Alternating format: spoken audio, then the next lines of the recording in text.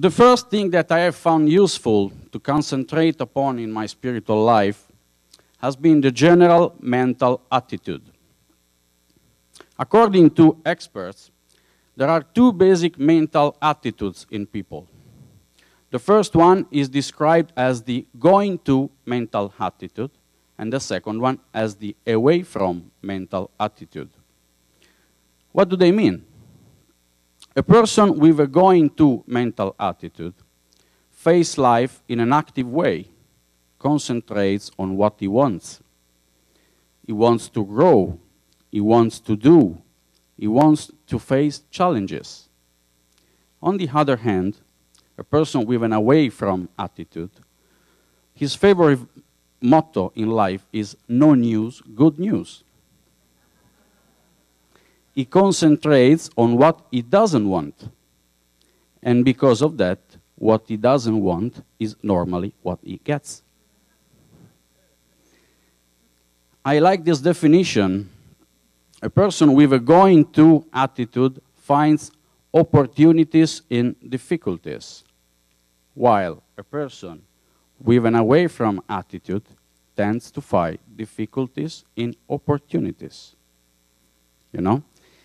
It's very important for your spiritual life, but also for your life in business, in everything, to develop a going to attitude. At the end of my talk, you will understand why. So, suggestion number 2, meditation.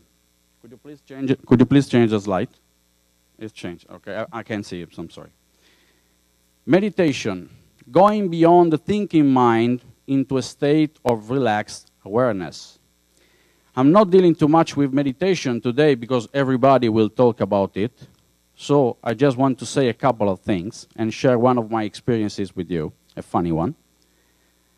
I suggest people they should meditate every day in the same place and at the same time, because by doing this way, you will form a good habit. I like this axiom. The more you meditate, the more you will feel like to meditate. The less you meditate, the less you will feel like to meditate.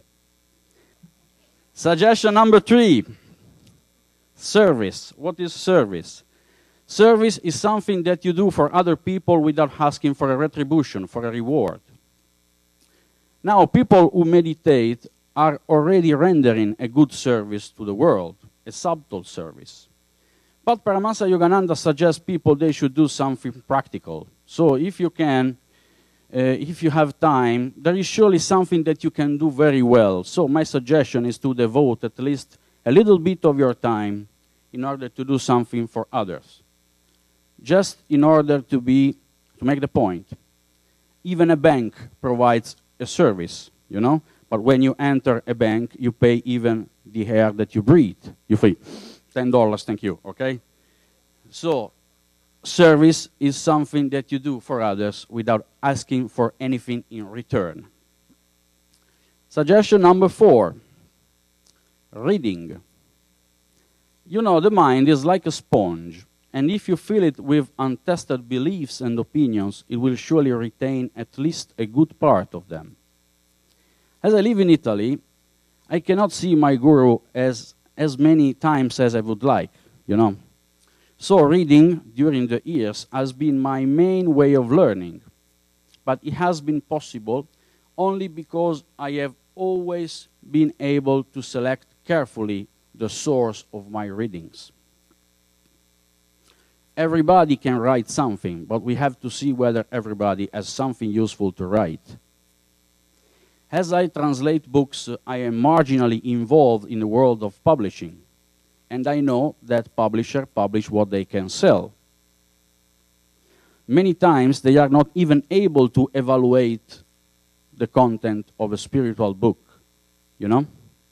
So, my suggestion is to read only books written by enlightened people. Remember that knowledge comes out of experience, not from what you read. You know, read a little, meditate more, think of God of the time. Read a little, but read well. I'll tell you an experience I had a few years ago. It is a serious one now. I ran a meditation group in Italy. One day, during one of our meetings, I was supposed to give a certain kind of talk. Just a few minutes before starting to talk, I had an intuition and I changed completely the subject. It was an improvisation, complete.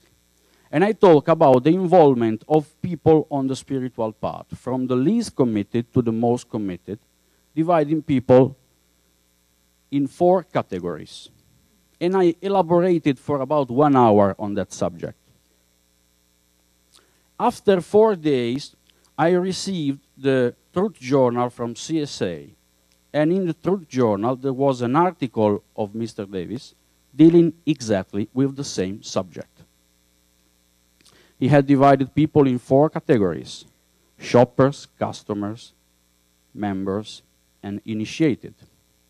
I had said exactly the same things. I had used different words, but the concepts expressed were the same. There is no magic in this. Especially during the 5 or 6 years of my spiritual practice, I read only Mr. Davis' books, so I had developed an attunement with his way of thinking. So I was surprised, but not too much. You know, I was happy. It was one of the best days of my life, because it was that day that I realized that I really was on the right track. You know?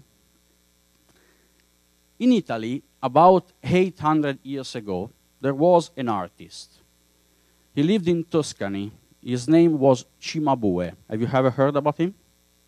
Okay, Cimabue. One day, Cimabue was given a large piece of marble, and he was asked to carve a horse out of it. In just a few days, Cimabue did a perfect job. And he was asked, "How could you have done such a beautiful craft?" He said, "But really, I didn't have to do anything. You know, the horse was already inside the stone. I had just to eliminate the parts in excess." More or less, this is what we all have to do on the spiritual path, more or less. For a few people, the growth process is quite smooth. For other people, like me, it has been more challenging. But if you want to grow, you must be willing to face it anyway. That's why at the beginning I said that the going to attitude is so important. The main subject of this event, of this Congress, is infinite life. I have a question for you. That's the challenge. Do you all want infinite life? I didn't hear you. Oh, okay. You know, every person has a divine spark. Unfortunately, in a few people, this spark is still dormant, while in other people, it's already more active. So if you are here today, I think, but I'm quite sure that in you, this spark is really active.